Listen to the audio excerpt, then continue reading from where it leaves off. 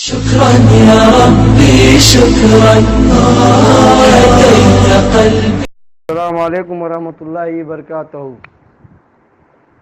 भाइयों बहनों, बड़े बुजुर्गों, मेरे साथियों, मैं नबी मोहम्मद आउटी बोले तो एकदम गाउटी। सबसे पहले मैं रिएक्शन उर्दू टीवी का मैं शुक्रिया अदा करता हूँ। हमारे ऑडियो को, वीडियो को जो अपने चैनल पर दिखाकर लोगों तक हमारी आवाज़ को पहुँचाते हैं, हमारी बातों को पहुँचाते हैं, मैं रिएक्शन टीवी का फिर से एक बार बहुत बहुत शुक्रिया अदा करता हूँ। तो मेरे भाइयों बहनों, बड़े बुज़ुर्गों, मेरे साथियों, मैं आपका साथी, एक इन्वेस्टर, एक कस्टमर हीरा गोल्ड कंपनी का आपके सामने ऑडियो के ज़रिए मैं कुछ बातें रखना चाहता हूँ। तो मेरे भाइयों बहनों, आपने जितने भी इन्वेस्टर भाई, आप सभी लोगों ने हैदराबाद के सलीम भाई, उन्होंने आसिफ भाई के घर पर गए और उनके घर पे जाके उनकी अम्मी के साथ जो बातें किए, आरिफुद्दीन साहब की अहलिया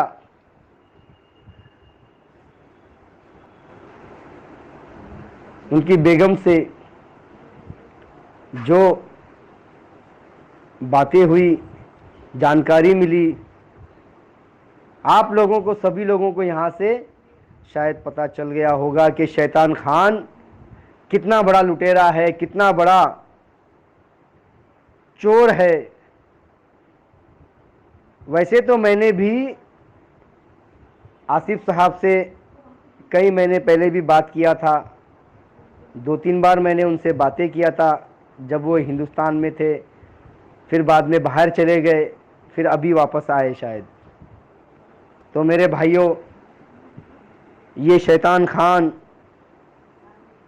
ये बूढ़ा इंसान, ये कमज़ोर, कमबख्त, चोर, लुटेरा, डकैत, जिसका नाम है शाहबाज खान, जो यहूदी की पैदाइश है, जो इसराइल की पैदाइश है, आज आपा को फंसाकर बेचारे मासूम इन्वेस्टरों को इस्तेमाल करके, जितने भी इन्वेस्टर बेचारे जो मासूम थे, उन्हें वर्गला कर, उन्हें बहका कर, उन्हें भड़का कर आज एफआईआर करवा कर उन्हें भी फंसा दिया। उन मासूम लोगों को भी फंसा दिया, ना पैसे दिलाया, ना उन्हें कोई मदद मिली। उनसे कहा गया था पहले कि 1 महीने में मैं पैसा दिला दूंगा, लेकिन मेरे भाइयों, आप लोगों ने देखा कि 1 महीना क्या, 8-9 महीने हो गए, आज तक किसी को 1 रुपया नहीं मिला। और तो और आप लोगों ने सलीम भाई की वीडियो देखे होंगे, जो हैदराबाद के रहने वाले हैं, जो हीरा गोल्ड कंपनी के एक इन्वेस्टर हैं। तो मेरे भाइयों, उन्होंने जो घर पर जाके उनके आरिफुद्दीन साहब की घर पे जाके उनके अहलिया से, उनकी बेगम से, उनके शरीक हयात से, उनके साहबजादे आसिफ भाई से जो बातें किए, आप लोगों को इतना बड़ा सबूत आप लोगों के सामने है, आप लोगों के आंखों के सामने है। उनकी ज़ुबानी कही जा रही है कि उनके पिताजी को, उनके अब्बा को, आरिफुद्दीन साहब को, उन्हें बंदूक दिखाकर, उन्हें धमकियां देकर, उन्हें टॉर्चर करके, उन्हें फंसाकर, उनकी साइन लेकर आफिया प्लाजा को ठग लिया है। तो मेरे भाइयों, ये बूढ़ा शैतान एक तरह से देखा जाए तो हमारे लिए एक आतंकवादी से कम नहीं है, जो हमें लूटने को बैठा है, जो बेकसूर बेचारे मासूम लोगों को लूट रहा है। आज से कई साल पहले 2005 में जिसकी कीमत आफिया प्लाजा की 10 से 12 करोड़ थी, आज के समय 2019 में जिसकी कीमत 50 करोड़ की है। तो मेरे भाइयों सोचो, इसने क्या कितनी पेमेंट दिया आज तक, इन लोगों को कितना पैसा दिया, इसने रजिस्ट्रेशन करा लिया, किस तरह से पेमेंट किया ये भी देखना होगा, रजिस्ट्रेशन किस तरह से करवाया, कितने में खरीदारी किया, कितनी पेमेंट किया, ये देखना बहुत ज़रूरी है। तो मैं आसिफ भाई से कहना चाहता हूं, आप इस शैतान के खिलाफ लड़ें। आप अपनी प्रॉपर्टी को वापस पाने के लिए हम हीरा गोल्ड कंपनियों के जितने भी इन्वेस्टर भाई हैं, हमारे साथी हैं, हम आपके साथ खड़े हैं। आपकी प्रॉपर्टी भी अगर मिल जाएगी तो हमें बहुत खुशी होगी। मेरे भाइयों, आप लोगों को सबको आगे आना होगा। ये शैतान का बच्चा शाहबाज खान जितने लोग एफआईआर किए हैं, उसकी बातों में आकर अपने आंखों में पट्टी, कानों में ढक्कन लगाकर जो बैठे हैं, और आज वही लोग दो गुट में बटे हुए हैं।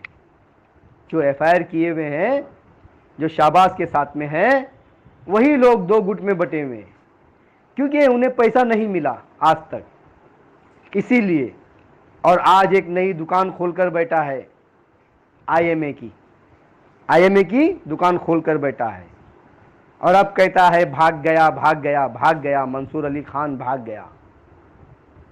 तो इतने दिन से क्या हाथ में पकड़ के बैठा था? मंसूर अली खान तो इंडिया में ही था, तो तू क्या कर रहा था? तू सोया हुआ था? इतने महीनों से, इतने सालों से जो कंपनी का ओनर है आईएमए गोल्ड का, मंसूर अली खान देश में ही था। मेरे भाइयों, ये आईएमए के लोगों को भी ठगना चाहता है, और उसकी जो प्रॉपर्टी वो छोड़कर गया है, बाहर देश फरार हो गया है, उस प्रॉपर्टी को हथियाना चाहता है। बस आप लोगों को इस्तेमाल करके जब आप लोग इसके झांसे में आएंगे, तो फिर आप लोगों से कंप्लेंट करवाकर आप लोग उस मंसूर अली खान की जितनी प्रॉपर्टी है वो अपने कब्जे में कर लेगा, और आपके हाथ में आएगा ठेंगा। मेरे भाइयों, आज आप लोगों को मालूम है, कर्नाटक की सरकार खुद प्रॉपर्टी को कब्जे में लेने जा रही है, और अपने कब्जे में लेकर वो जितने भी इन्वेस्टर हैं उनको बराबर में तकसीम कर देगी पैसे के हिसाब से। तो आप लोग इन शैतानों के बीच में ना जाएं, ऐसे गुंडे मवाली के पास ना जाएं। आप लोग जाके फंस जाओगे और सालों साल आपका ख़राब हो जाएगा।